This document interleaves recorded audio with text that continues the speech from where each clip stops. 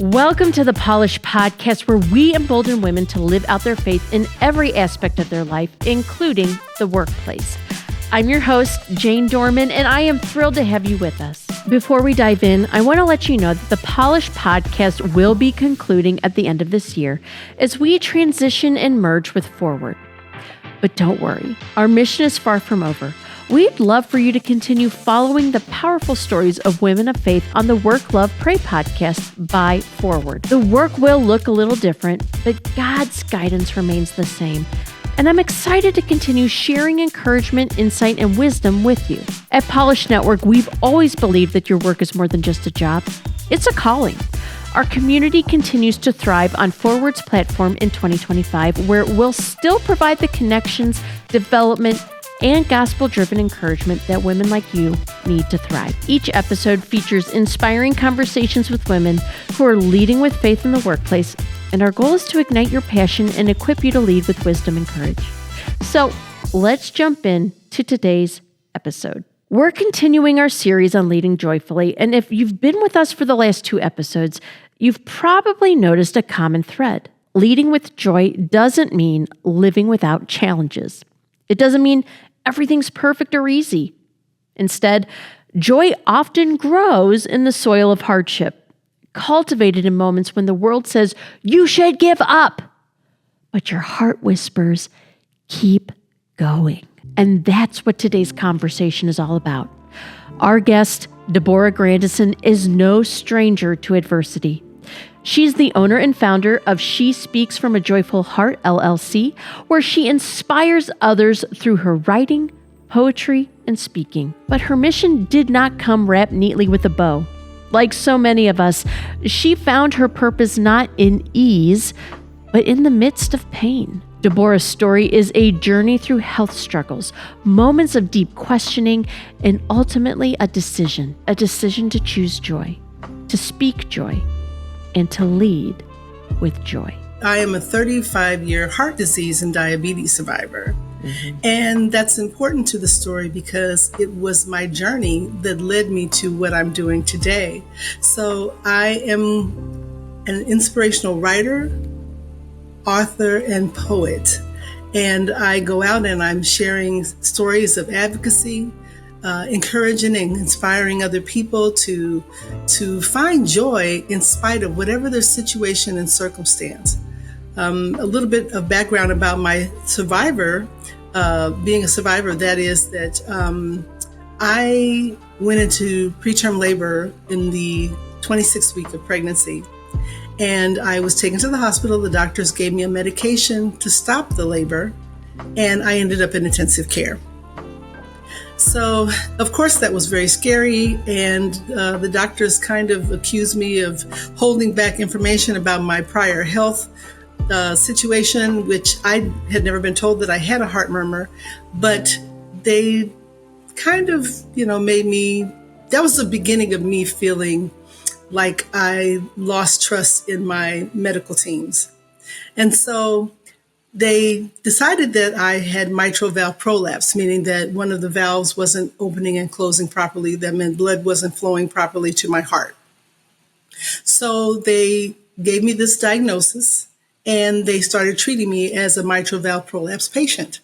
So during that time, things were kind of normaling out, if you will, but we moved to another state.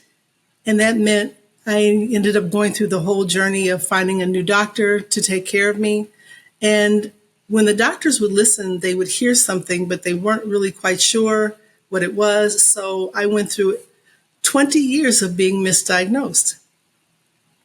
That's a long time. And of course, with the misdiagnoses, that means that you are finding yourself a little fearful, discouraged, feeling some doubt, really not sure of what your future would look like.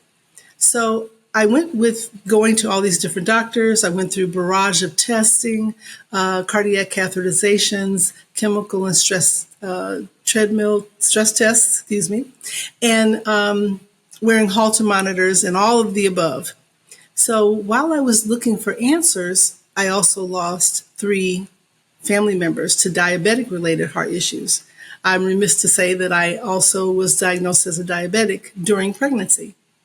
So, as you can imagine, during that time, losing family members was very traumatizing, and I believed that I was going to succumb to the same fate. It was during that time that I began to really recognize that I was still here with a purpose. So I started really delving into what could be wrong, what could be going on, how can I find answers, how do I find the right doctors, the right medical team to help me in this journey. And I began to really lean into my faith. And so when I started leaning in, I began to recognize and see when I talked to other people that might be going through similar circumstances that I am still here with a purpose. So 20 years down the road, when I find a doctor who is listening to what I needed, I began to recognize that there was more work for me to do.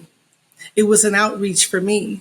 So I started talking to people about taking care of themselves. I started really feeling like there was a point that I could make a difference through my own personal testimony.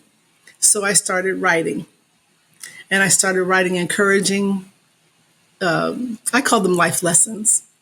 And those life lessons led to poetry at some point in time. I'm not really sure when that happened, but I started writing these poems because I also then embraced that I could choose joy in spite of whatever I had gone through.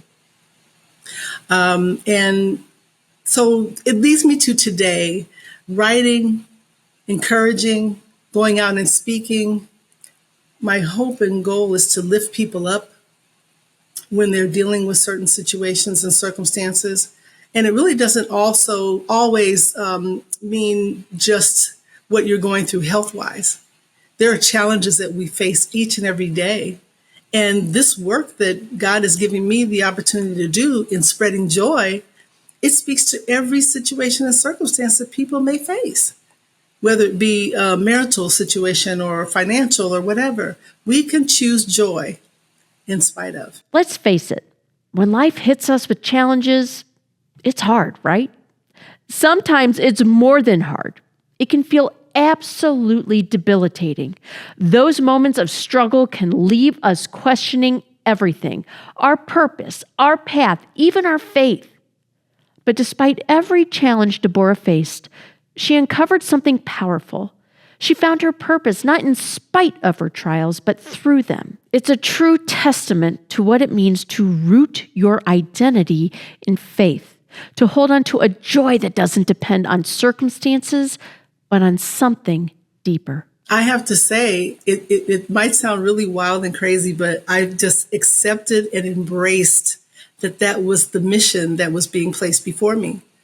As I mentioned, losing family members to diabetic-related heart issues. One was my father. The other was his brother.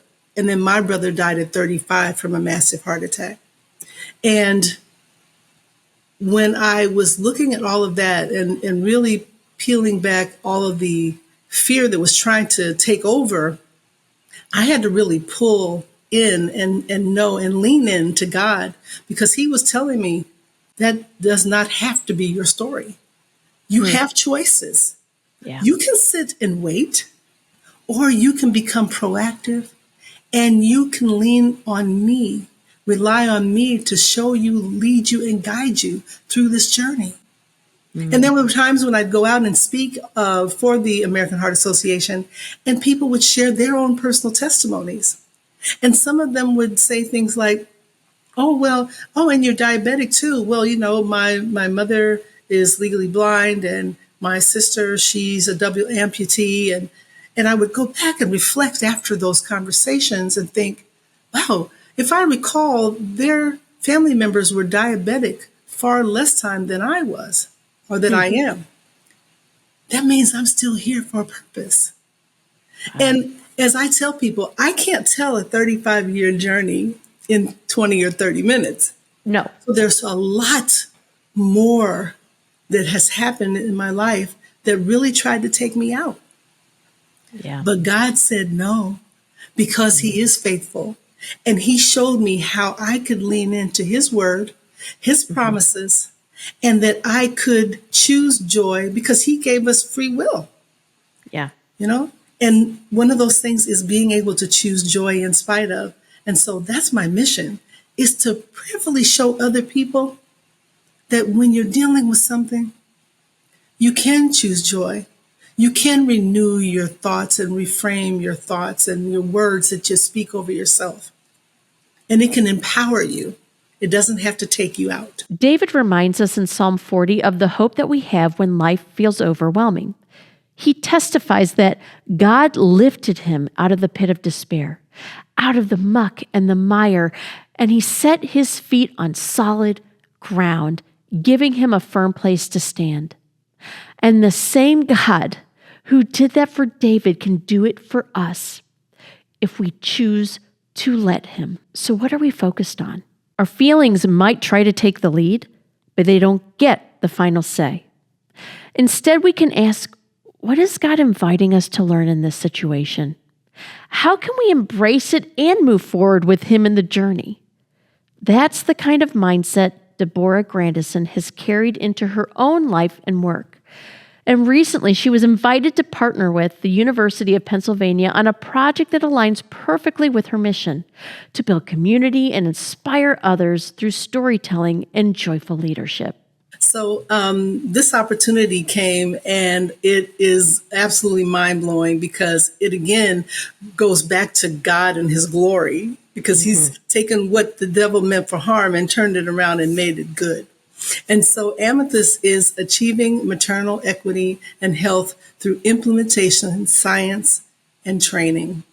And so I am working with the administrative team at the University of Pennsylvania, remotely, of course. And my goal as a patient advocate is to help patients to write their personal narratives so that they're encouraged and inspired and have the confidence to tell their own personal story. I am working with the Equity Core and the Policy Core. Okay. And so we're covering a lot of territory. We're working with 10 centers across the country at various universities. And we're just, meeting with them, collaborating with them, with researchers, with policymakers, with community workers and people who are also advocating. It's amazing, important work on maternal infant health. And being that that's where my story began, I am very passionate about speaking on behalf of other women who may not have or have found their voice. I didn't have a voice when I started this journey because I didn't know what to ask and I didn't know who to go to. And now that I've been able to, I believe, just build this, as they call it, an expertise from lived experience, that's my goal, is to help other people. And it's really important because we also don't recognize a lot of times how storytelling has such a vital impact in healthcare. Yeah. We've got to hear those stories, and they can help, like they say, policymakers, research. Also, helping the communication lines between the provider and the patient is absolutely crucial. Because I left many doctors' offices feeling like they weren't listening. I wasn't heard. I didn't have any trust. And we need that. We need to build these communities and build this communication so that we can help people to live longer, healthier lives. Debora's story is such a powerful reminder that even in the midst of trials, we can find purpose, joy, and a way to encourage others. And her work with the University of Pennsylvania is just one example of how she's putting that into practice. But there's so much more to explore about what it means to lead joyfully. So after the break, we'll continue this conversation and hear more about how Debora's faith shapes her leadership and inspires those around her. So stick with us. For years, two organizations, Forward and Polish Network, have been working behind the scenes to support women in the workplace. We've seen countless women step up, find community, and walk out their calling with confidence. But the story doesn't end there. As we step into the new year, we're turning a page on an exciting new chapter. Polish Network is officially becoming Forward. That's right, two powerful missions coming together as one. This merger means even more resources, more mentorship, and more opportunities for women like you, whether you're just starting out, climbing the corporate ladder, or leading the way. Imagine the stories, the connections, the ways we'll support each other as we move forward united. We're excited for what's next, and we want you to be a part of it. This is a story of growth, faith, and women who are not afraid to make a difference. Be sure to visit forwardwomen.org and subscribe to stay connected. Soon you'll find all Polish chapter events, collaboratories listed, and more on the site, so you can join us in what's coming next as God continues to move our story forward together.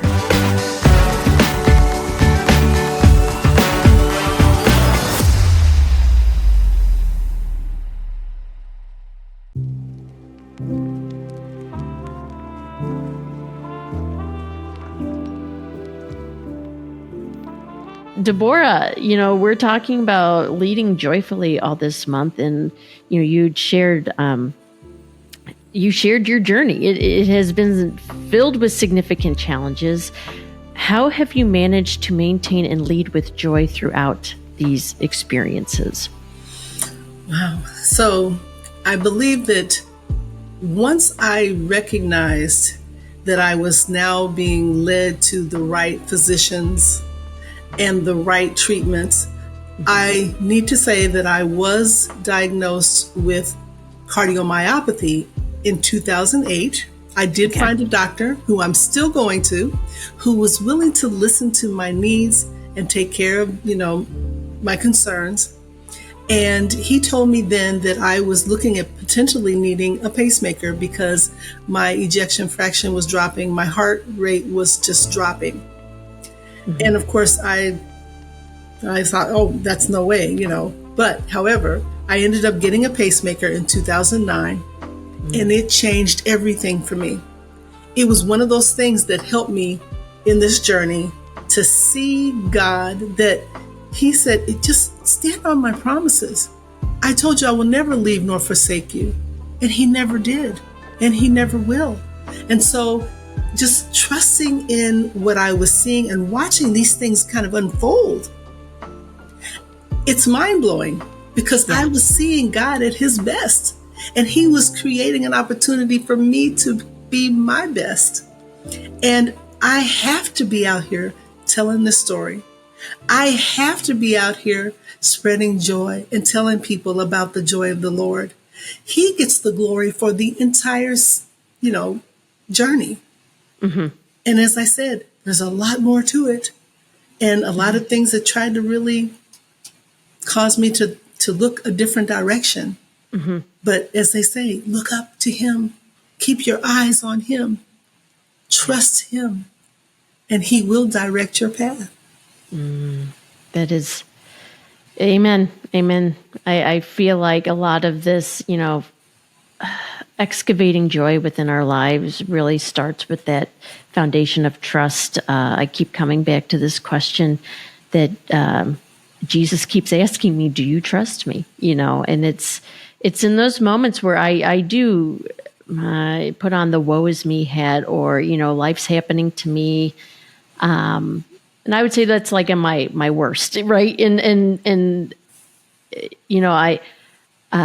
in counseling, and my counselor, I feel like the greatest role she has been in my life is someone who's given me permission to feel what I feel and to make space for it. And then how do we move forward from that? Because I think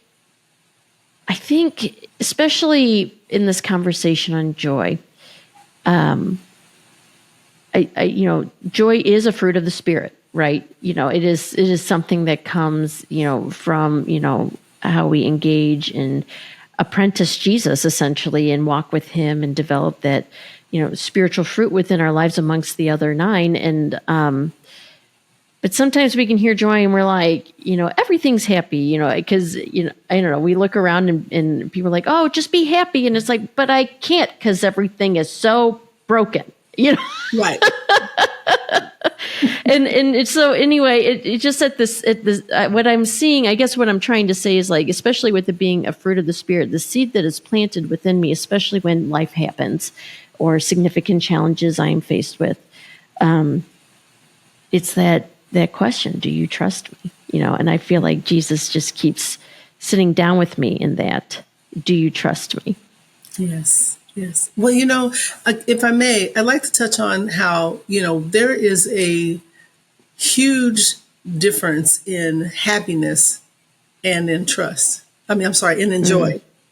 Mm-hmm. And, when we look at happiness, I'm getting to go to my favorite restaurant tonight. It's going to be great. And my friends are going to be there, right?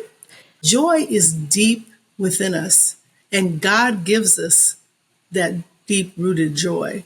So that's how we have the opportunity to make the choice to, if we're in a situation, we can see it as negative, what we can see versus what we know.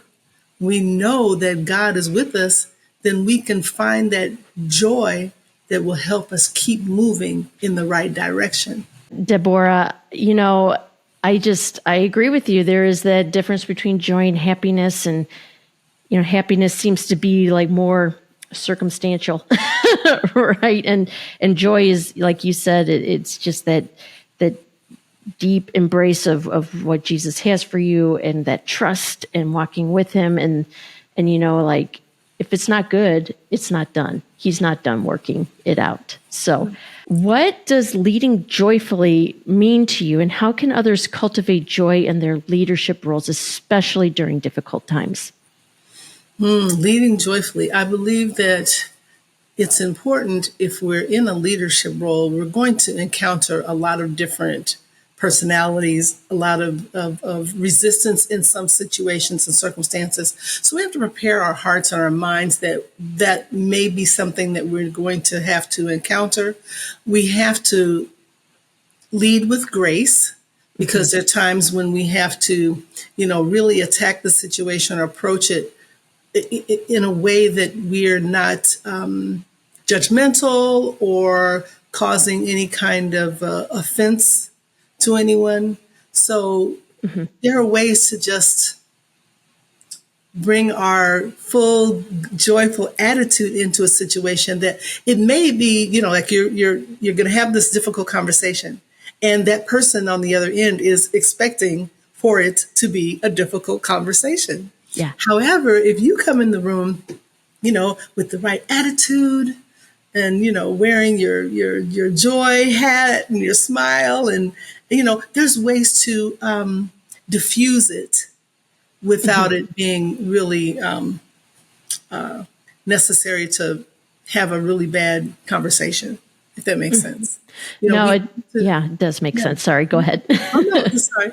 But, so leading with joy is just always being able to see the glass as, half full and not half empty, is very important. We all have been given a light, come in with a really good attitude and bring your light with you, and shine or highlight the positives of that individual. If you're having a difficult conversation, don't start with the negatives. I really am enjoying the work that you're doing. I just want to have a conversation with you. I'm noticing that, you may be not, able to get, things in on the timing that I was hoping. But, let's work together. How can I be of assistance to you? With a smile. How can I make sure that you are getting things done on a great time, line? What I think about, too, with this, Jane, is, how when we work for an organization, we are a representative of that organization, right? Right. So we need to be playing all team players. We're representing the company, and we want to do it to the best of our ability. We are representing Christ. Yeah. We are all representatives of him. That means that we shouldn't leave someone out to fend their way through a situation. We're all on the same team. So that's why I always think about we got to bring that joy in to help everybody get on track, be on target, so we can reach the ultimate goal, and that is that God will get the glory. And that just seems, if that is the heart and core of your mission, to give God all the glory, that's the point and the purpose of what you're working on. You can't help but do your work from this space of joy, because like he, it says in the Psalms, he gives you good things in this life. Yes, a lot of garbage happens around us because this world is broken, but he, this was very, this last couple of days, I would say 48 hours, I've been a part of this local faith and work conference that's been happening here through At Work on Purpose. And one of the speakers was talking about like his story of this co-working space that he launched. And he said something that really spoke to my heart. And I think it fits here. He says, he says in the Bible, it says, God giveth and taketh away. But in reality, if we really think about it, when it appears that God has taken something away, he's actually giving us something better. Yes. What is he giving? Because that's really what he's doing. It may appear that he's taking something, but I know it's for my good because he loves me and he is good. And that's, and so that like attaches to this whole, like he directs our steps. He gives us this firm place to stand. He steadies us. And it just feels like this joy, because, Jesus talks a lot about, joy and peace seems to be what he really was all about. And so it's like, how do we incorporate that into our work? Debora, I know you're a faith-filled woman, and I know this is a space that our community, anyone who's listening to this comes to for encouragement, for even just the how of living out our faith, or how that plays a role in our work. And I'm curious if you could share with us how your faith has played a role in helping you lead joyfully and remain resilient throughout your work and throughout your life, really. Wow. Yes. Well, my faith is absolutely it's a priority to Amen. Actually articulate that to people.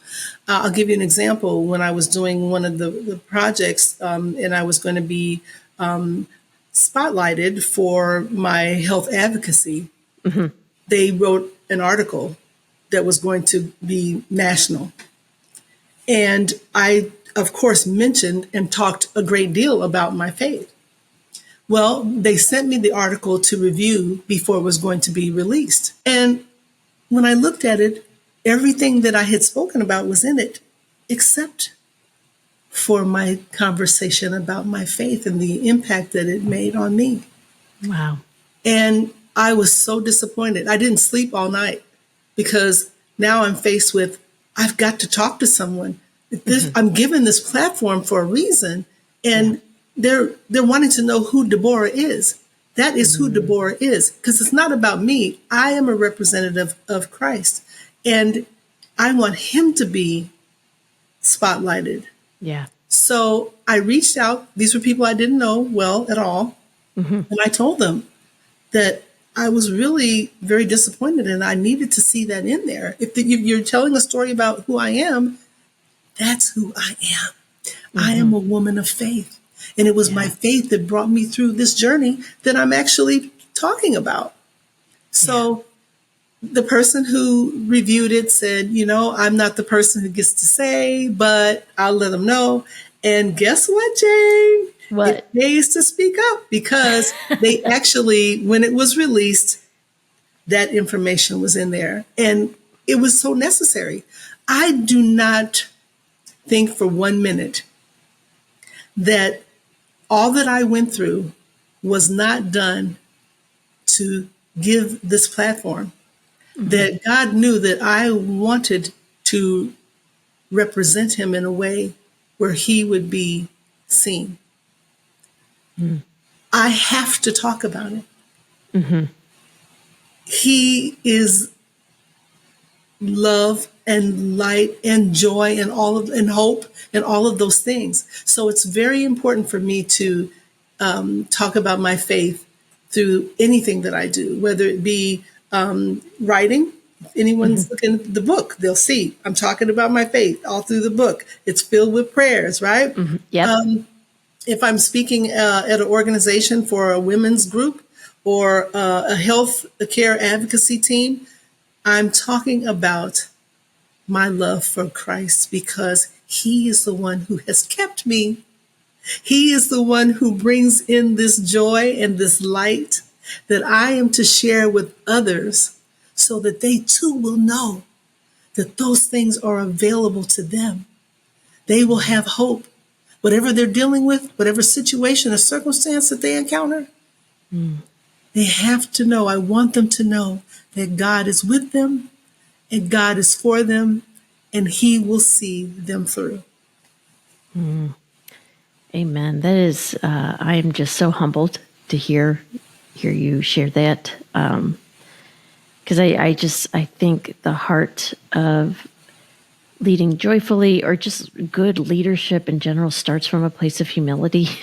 The reason why we do this work, any work, is to bring God glory through it all. And I'm just so encouraged, really, to hear you share how you keep your faith at the forefront of everything that you do, and you don't let anything hide it. Yes.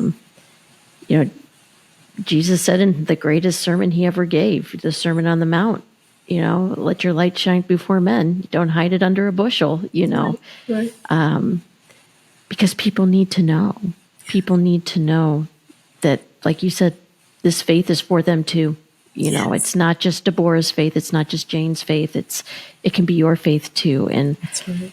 I think we can underestimate sometimes how the example of how we live out, through our leadership, yes, but just how we live and engage and show up in the places that we're called to be, where we're planted, where he's calling us to flourish, right?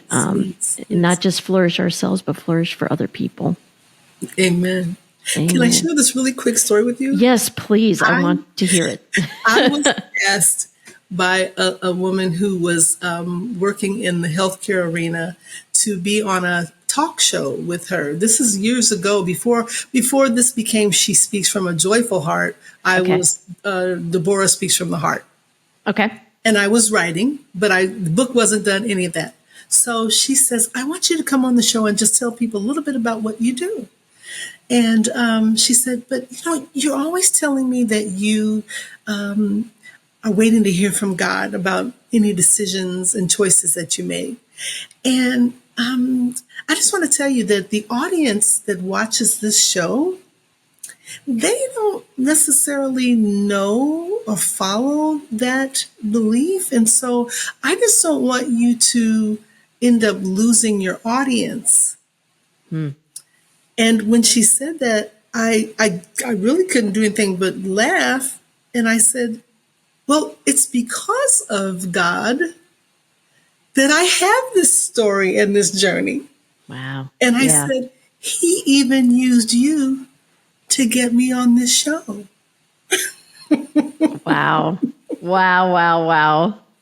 So I think about that sometimes because, if we sit and reflect on the things that we go through and the things that we see and the people and the experiences and all of that, we've God is interwoven into every situation and circumstance.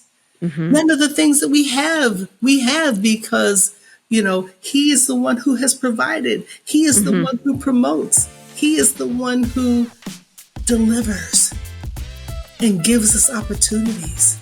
Debora's journey is such a testament to the power of joy and faith, even in life's toughest moments. But don't go anywhere, because after the break, we'll dive into our Ask Me Anything segment, a chance for Debora to answer some thought-provoking questions from a mystery question curator. Here's a hint. She's a faith-driven leader who's passionate about inspiring others to root their identity in Christ and lead like Jesus. She's also an Ohio native and a dear friend of mine. Stick around to find out who she is and hear what she has in store for Debora. Are you a working woman looking to elevate your leadership this year? Polished Collaboratories could be your next right step in moving forward in your leadership development. Polished Collaboratories are small groups modeled after executive peer groups, yet available to working women at all levels of leadership. Collaboratory members dive into leadership training with a faith-forward perspective for 12 months. This is your opportunity to tap into diverse perspectives, conquer challenges, and achieve your goals in a united sisterhood. New groups are launching in 2024. We want you to be a part of it. So go to polishednetwork.org/collaboratories to learn more.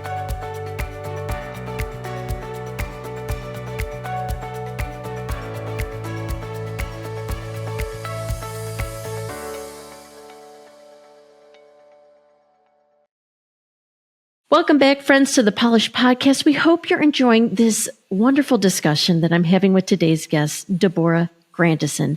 But now, let's add a splash of spontaneity and a sprinkle of fun to the show. It's time for Ask Me Anything. So, Debora, here's how Ask Me Anything works. We're about to uncover the woman behind the profession, your quirks behind your expertise. I've received 3 questions from one of our podcast guests, and your mission, should you choose to accept it, is to answer those questions to give us a deeper insight into who you are. Are you game? I'm game. Okay, awesome. Well, today's questions were curated by Ann Thompson. Are you familiar with Ann at all in her work? No, I don't think so. That's okay. Ann Thompson's actually a local friend of mine here in Cincinnati. She is a coach and an advisor for the Faith-Driven Leader. She has quite the resume. She's a fellow podcaster as well with the same name of her podcast, Faith-Driven Leader. But she prepared questions for you today, and I'm really excited for you to answer them. Okay. So to kick things off, question 1. Who first called you a leader? I would have to say that it was probably one of my students because I used to teach. Really? And yes, and I remember a conversation as we're speaking about sitting with this student one-on-one, and they were perplexed about some things, not necessarily the work at hand, but just life. And so we were sitting in the office, and he looked at me and said, after our conversation, he said, well, you're a really good leader. He said, I feel like I just, came off of your couch and you just helped to counsel me. That's awesome. Because I think even then I didn't recognize the joy part of the journey, but I think it started back then, because I wanted kids to feel comfortable and confident in their walk. And so, yeah, I think that would probably be the first person that called me a leader. I love that. I love that story. That's just, it's so fun to kind of see even like little bits of what formed your origin story, I guess, as a leader. And so I thought that was a fun question to ask. Well, question number 2. Which person from the Bible do you most relate to and why? Ooh, I'm going to tell you that's good because my name is Debora, but of course it is also derived as Deborah. Yes. And when I went in to read about Deborah, I learned that she not only was a prophetess, but she was a poet. She was an encourager. Yep, that's true. She sat beneath the palm tree when she was the judge. And I felt like I'm walking in my name, so I would have to say Deborah. There are many who, of course, inspire, right? But right now I would say that it would be Deborah. Yeah. Oh, that's great. I love it. I love it. The third question she has is, how is God challenging you right now? Oh, wow. How is God challenging me right now? I have an answer for that. Yes, because as I build and grow this ministry, There are things that I have questioned. Okay, God, am I headed in the right direction? Am I meeting the needs of, those you placed in my path? Am I utilizing the right resources? I'm thinking about all of those things. But one thing that God has done during this is he keeps showing me, keep showing up, keep saying yes, keep being joyful, keep spreading your light, keep encouraging and inspiring others. And you have absolutely no idea what you're going to see occur. I believe it's just the beginning. That's so good. But I'm challenged by that, those questions and that's, I say self-doubt, because sometimes we can't, we don't know and see, obviously, for many reasons, what is to come.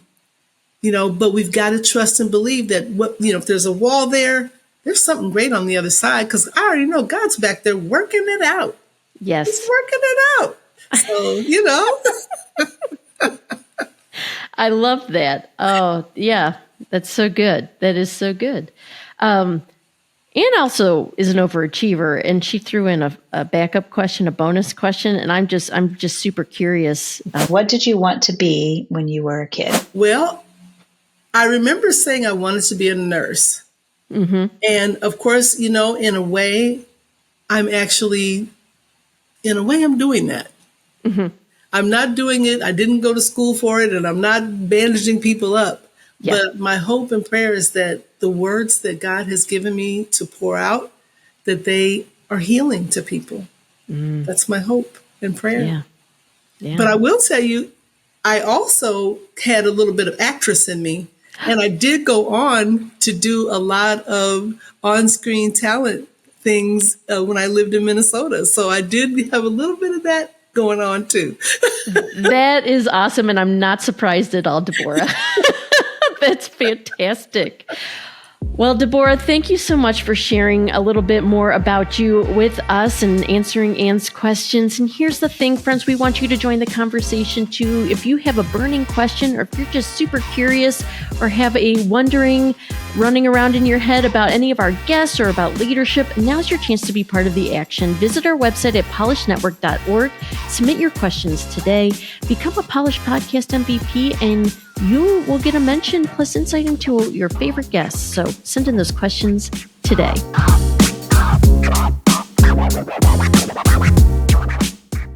Debora, what encouragement would you give to someone who's maybe struggling to find joy in their life or their leadership due to their current challenges or circumstances they're facing?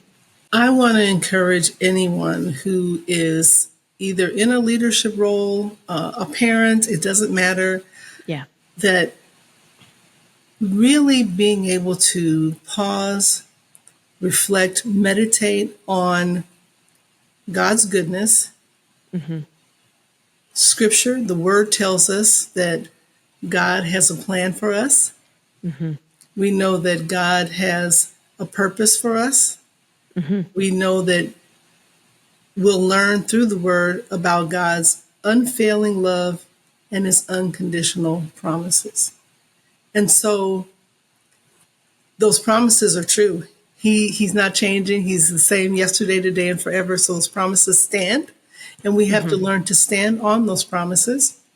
And we also have to give ourselves some grace while we're on the journey, because a lot of times things that have happened to us, it causes us to have a bit of guilt and shame for whatever reason.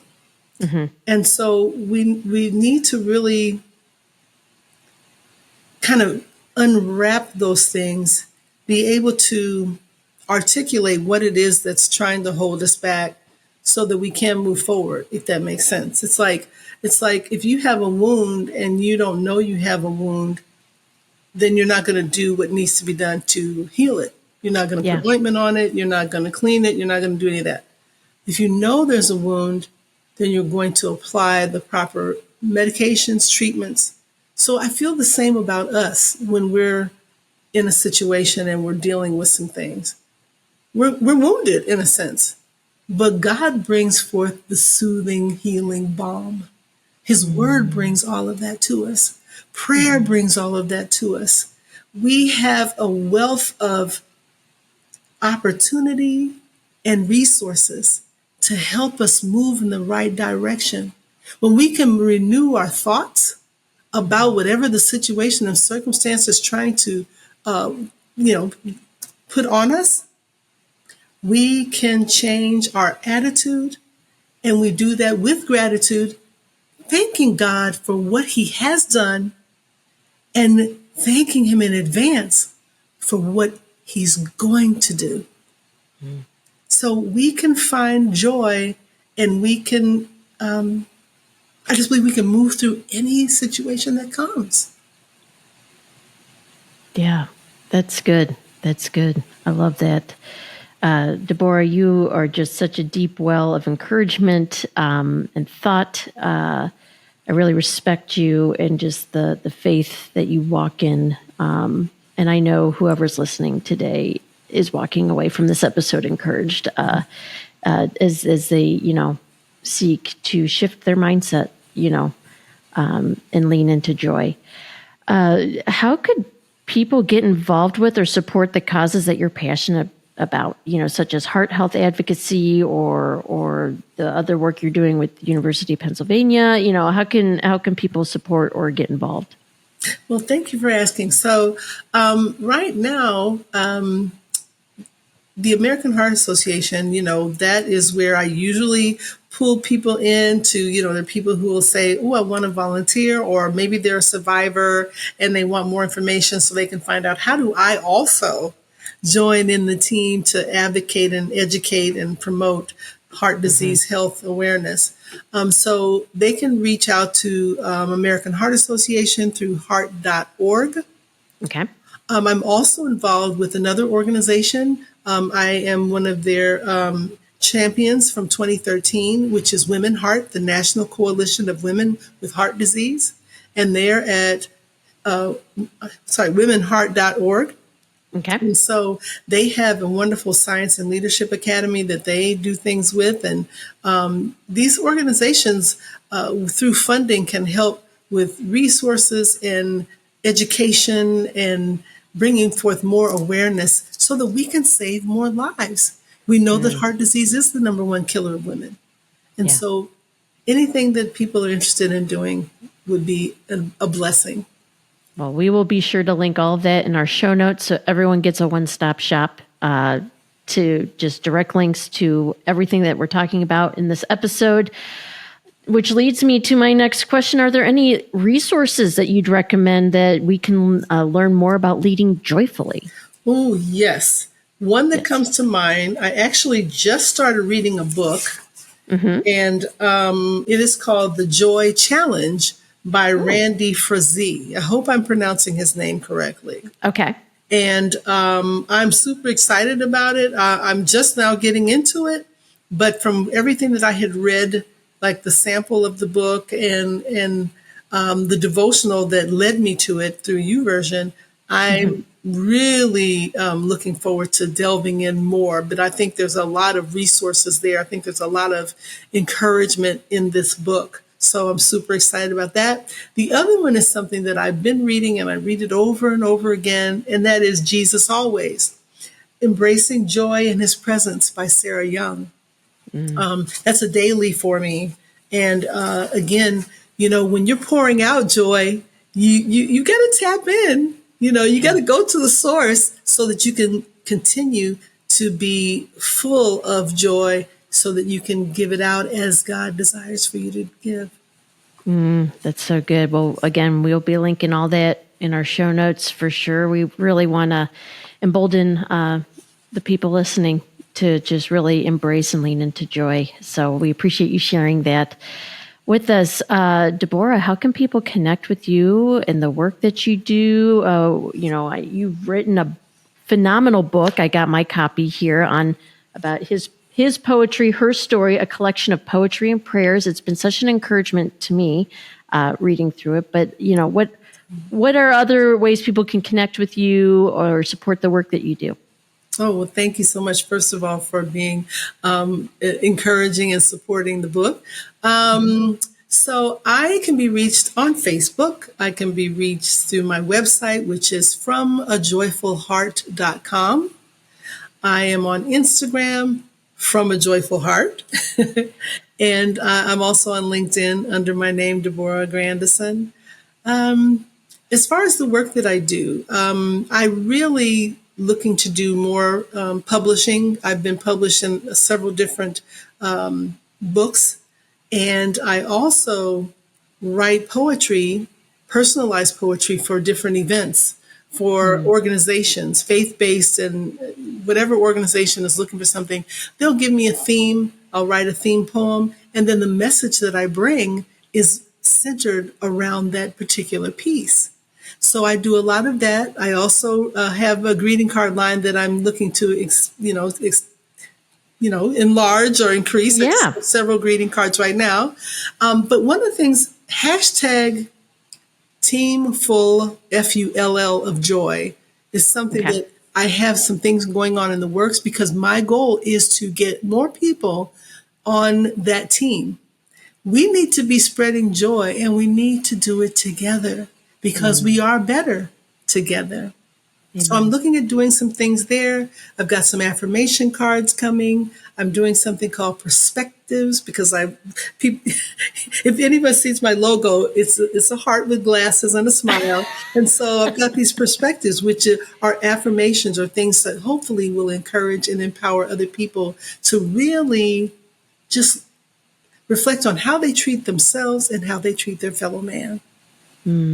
That's so good. You've got a lot going on, and we'll be sure to connect our ladies and even some dudes that listen to this podcast to the work that you're doing, because man, you are just such an encouragement to us all. And I agree, we can make greater impact together. So let's spread that joy all around. Yes, Debora, as we close out, like I was sharing, your book, I've been just really enjoying reading through your poems and just really encouraged by the prayers and the reflections that you have in here. We're going to obviously link this in our show notes too, but I think it'd be super appropriate to kind of close out with having you read us one of your poems from your book in its author's choice. So I'll let you take it away. Okay. Well, thank you.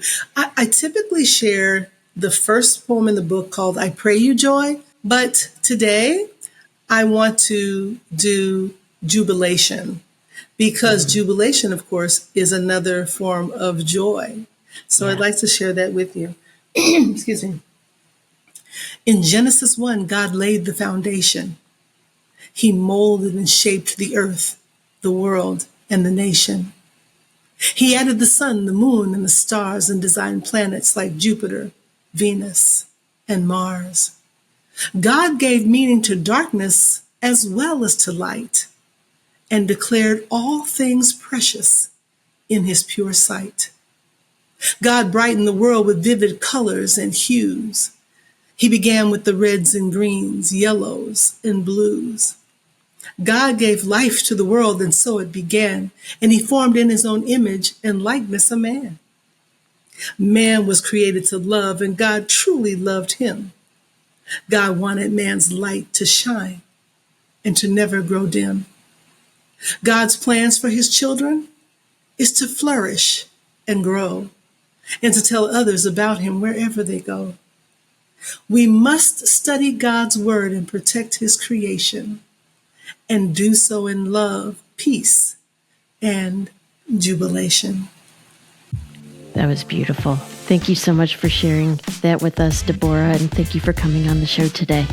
Thank you for having me. It's been a pleasure and a blessing. As we wrap up today's conversation, one thing is clear. Leading joyfully isn't about waiting for life's challenges to disappear. It's about choosing to find purpose and joy in the midst of them, just like Debora has done. Her story reminds us that no matter the struggle, when we root our identity in Christ, He provides us with a firm foundation and the strength to lead with joy. Whether in our personal lives or our leadership journeys, we can take heart in knowing that God is with us, guiding us every step of the way. Let's keep asking ourselves, how can we lead joyfully today, no matter what we're facing? Do you have a takeaway or a question from today's conversation? If so, let us know. Share your thoughts for this episode on our Instagram post, or if you're watching on YouTube, head on into the comments below. As we wrap up this episode, I want to express our heartfelt gratitude to everyone who plays a role in making the Polish Podcast a reality. The Polish Podcast is made possible in part by the generous support of Coca-Cola Consolidated. Thank you, Debora Grandison, for reminding us of the power we embrace when we choose joy. You're an inspiration to us all. Be sure to check out her book of poetry, His Poetry, Her Story. It is a delight to read. Check out the link in our show notes for more.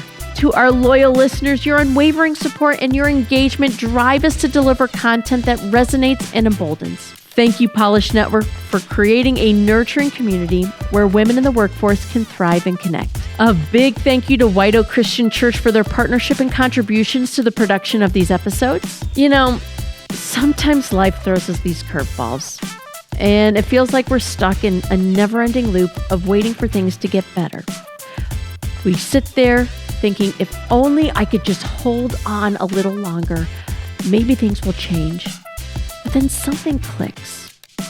You realize that while waiting might be part of the journey, it's not the whole story. You have a choice. You can either stay stuck or you can choose to take a step forward, even if it's just one small move at a time.